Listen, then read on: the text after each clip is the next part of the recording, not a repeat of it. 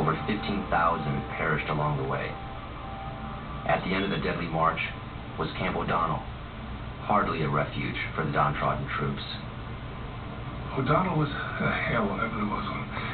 And the reason being the way the men died, and where they died, how they were buried, the fact they went without water, they went without food for 40-some-odd days before dying. The first thing I remember seeing these dead bodies lying alongside the barracks there. It was terrible. The stench was something you'll never forget. And I said to myself, my God, if I stay here, I'm going to die.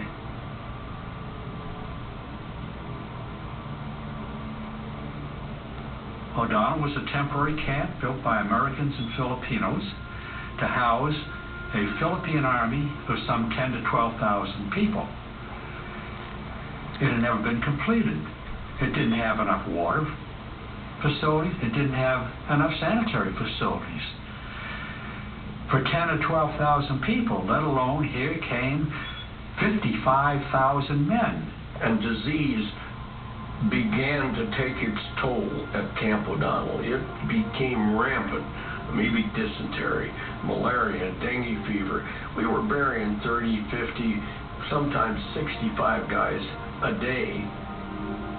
And of course, for every American that died, 10 Filipinos died.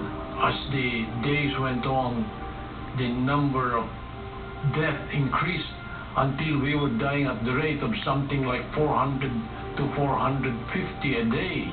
The Americans were there roughly 2 months. They kept the Filipinos on 3 months longer. During those 5 months,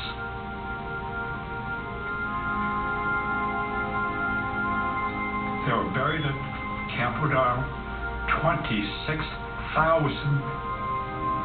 Filipinos. 26,000.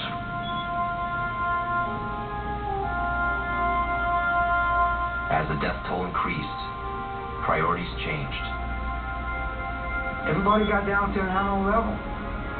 And they would steal from the guy who was dying and get his food before he could get it.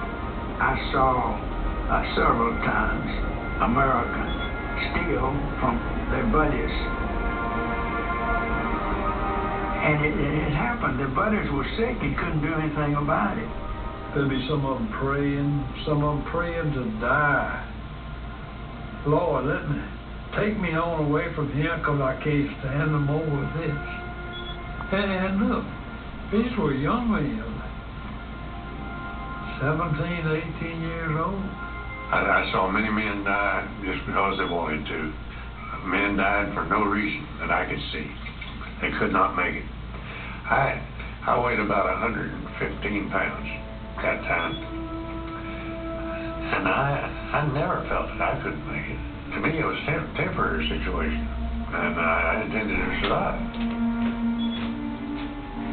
I watched a guy have his arms broken in so many places. They put his arms across sawhorses because he stole a sliver of soap. And they beat him across the arms and wouldn't let the doctor reset his arms.